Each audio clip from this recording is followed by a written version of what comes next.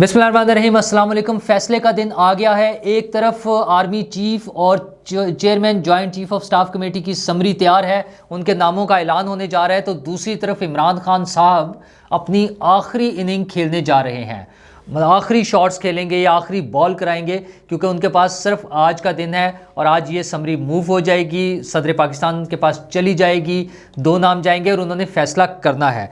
लेकिन इमरान खान साहब के पास क्या ऑप्शन रह गई हैं, वो क्या क्या कुछ कर सकते हैं, कुछ उन्होंने कल बताया भी है कि वो क्या कर सकते हैं और उनके पास बाकी क्या ऑप्शंस हैं, ये हम डिस्कस करेंगे। लेकिन उससे पहले कल शाम की जो कार्रवाई रही है, आर्मी चीफ के खिताब के बाद आर्मी चीफ ने काफ़ी हद तक अपनी पुरानी बातें क्लियर की और एक तरह से तो उन्होंने पैगाम दिया इमरान खान साहब को कि वो जो कर रहे हैं वो गलत कर रहे हैं।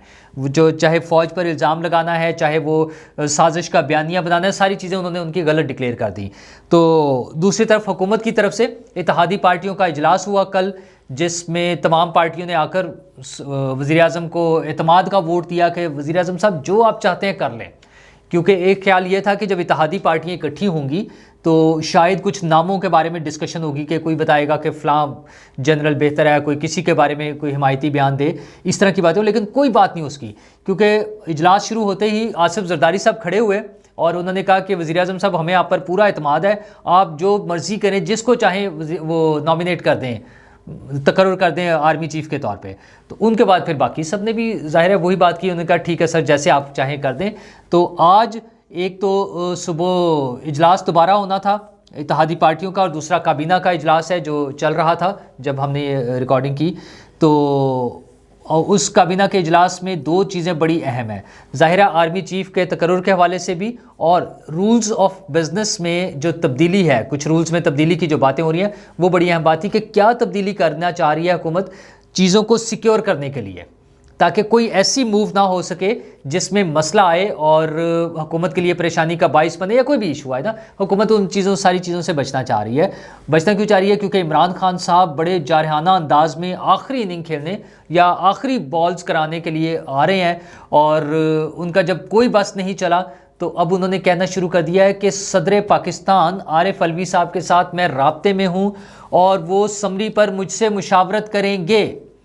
अब ये बड़ी अजीब सी बात है कि सदर पाकिस्तान आरिफ अलवी इमरान खान साहब से क्यों मुशावरत करेंगे, वो किस हैसियत में मुशावरत करते हैं। तो इमरान खान साहब ने तो उसकी वजह बता दिया, उन्होंने तो बड़ा अच्छा बहाना बताया। उन्होंने कहा अगर वज़ीर-ए-आज़म एक मफरूर से, यानी वो उनका इशारा नवाज शरीफ साहब की तरफ है जो कि पार्टी के सरबराह हैं नून लीग के, तो उनका ख्याल ये कि अगर वज़ीर-ए-आज़म शहबाज शरीफ उनके साथ मुशावरत कर सकते हैं तो मैं तो पार्टी का सदर हूँ, पार्टी का चेयरमैन हूँ, तो मुझसे सदर पाकिस्तान जो है आरिफ अलवी साहब वो मुशावरत करेंगे। इमरान खान साहब आज भी आरिफ अलवी साहब को अपनी पार्टी का रुकन या अपना कारकुन समझते हैं, जबकि बतौर सदर पाकिस्तान उनका किसी सियासी जमात से कोई ताल्लुक़ नहीं हो सकता। तो अगर सदर पाकिस्तान उनके साथ ऑलरेडी राब्ते में है, मुशावरत कर रहे हैं, तो वो किस हैसियत में कर रहे हैं? वो इमरान खान साहब को क्या अच्छा, और अगर अपोजिशन पार्टी के तौर पे है तो फिर तो और भी बहुत सी पार्टियां होंगी, वो क्या उनके साथ भी मुशावरत कर रहे हैं? और क्या सदर साहब के पास ये मैंडेट है कि वो इस इशू पर मुशावरत करें बाकी लोगों के साथ, सियासी पार्टियों के साथ? और क्या मुशावरत करेंगे वो? सदर साहब के पास तो ये मैंडेट है ही नहीं। उनके पास समरी आने की सूरत में या उन्होंने दस्तखत करने हैं, जिसका वो ऐलान कर चुके हैं। उन्होंने कहा कि जो भी समरी आएगी मैं उस पर दस्तखत कर दूंगा।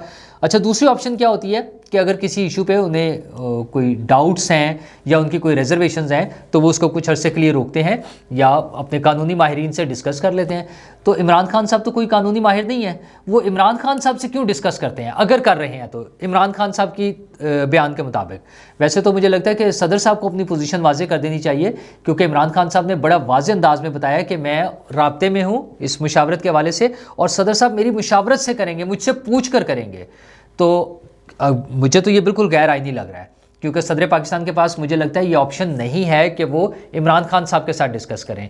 तो अगर वो डिस्कस कर रहे हैं तो उन्हें क्लियर कर देना चाहिए, और अगर नहीं कर रहे तब भी उन्हें वाजे कर देना चाहिए कि वो नहीं कर रहे हैं और ये इमरान खान साहब का महज एक वो बयानिया है जो उन्हें अपने वोटर्स को खुश करने के लिए, अपने सपोर्टर्स को वो उन्हें दिखाना चाह रहे हैं कि देखिए मैं बड़ा अहम हूँ, मेरा अभी भी बड़ा रोल है, फिर जो भी आएगा मेरे उससे आएगा, मुशावरत से आ रहा है या मेरी मर्ज़ी से आ रहा है, क्योंकि उनके हाथ से ये चीज़ें निकल गई हैं। पहले तो वो कहते थे ना कि मैं रोक लूँगा, मेरी मर्ज़ी नहीं हुई तो कुछ भी नहीं होगा, जो उनका स्टाइल था।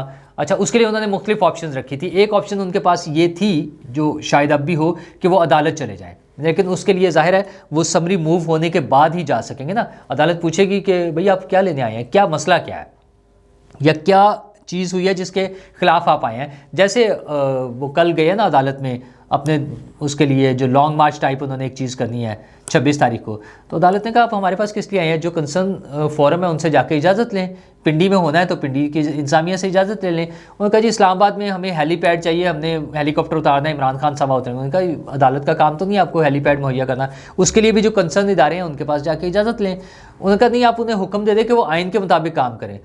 तो अदालत का कहना था कि वो आइन के मुताबिक ही काम कर रहे होंगे, हम क्यों समझें या हम क्यों कहें कि वो आइन के मुताबिक काम नहीं कर रहे। इमरान खान साहब का मकसद तो सिर्फ ये है कि कोई इंतशार पैदा करना, कोई अफरा तफरी पैदा करना। तो आर्मी चीफ के तकर्रुर के लिए अब बहुत मुश्किल होगा कि वो इस तरह की कोई हरकत कर सकें। ये ले दे के उनके पास अगला जो ऑप्शन रह जाता है वो है 26 नवंबर का धरना या एहतजाज जो भी है। उसके लिए असद उमर साहब ने कल बता दिया है कि फैज़ाबाद पर एक खैमा बस्ती लगाई जा रही है और वहाँ पे लोग जमा होंगे। तो फैज़ाबाद तो वैसे ही बड़ा मशहूर है, इससे पहले भी धरने के हवाले से एक बाकायदा फैज़ाबाद धरना केस है जिसकी बाज़ गश्त कभी कभार सुनाई देती है कि उस पर अमल होना चाहिए उसके फ़ैसलों पे, जो कि नहीं हो सका था फॉर एनी रीज़न्स। तो शायद अब दोबारा अगर इस तरह की बातचीत चले और ये फैज़ाबाद में जाकर बैठे और वहाँ पे कोई बस्ती लगाएं तो मुमकिन है फिर अदालत में कोई चला जाए और फिर अदालत को याद कराया जाए कि अदालत का पहले से फ़ैसला मौजूद है, उस पर भी अमल दरामद होना है। तो उसमें भी इमरान खान साहब फंस जाएंगे। इमरान खान साहब के पास अब ऑप्शन सिर्फ बची नहीं है, वो तो सिर्फ अपनी फेस सेविंग चाह रहे हैं कि किसी तरह उनका नाम शामिल हो जाए कि मैंने ये करवाया है। दूसरी तरफ हुकूमत के पास भी जो ऑप्शंस थी उन्होंने सारी खेलनी है। और ये नंबर 1 और नंबर 6 का जो नाम आ रहे हैं उसमें बाज़ बातें ये भी हो रही है कि शायद फिर कुछ लोग सुपरसीड हो जाएंगे, जो लोग सुपरसीड होंगे वो छोड़कर चले जाएंगे और हुकूमत के लिए जो उनको परेशानियां हैं कुछ लोगों से वो ख़त्म हो जाएंगी। तो क्या वाकई इसी तरह से इतनी आसानी से ये चीज़ें हो जाएंगी? और क्या इमरान खान साहब की ये जो बड़कें हैं कि मैं रोक सकता हूँ, मैं सदर मेरी मर्ज़ी से करेंगे और सदर रोक लेंगे, और ये सिर्फ बड़कें ही होंगी, या क्या वाकई सदर पाकिस्तान कोई ऐसा आइनी बहरान पैदा कर देंगे जो सबके लिए मुश्किल का बाइस बन जाए?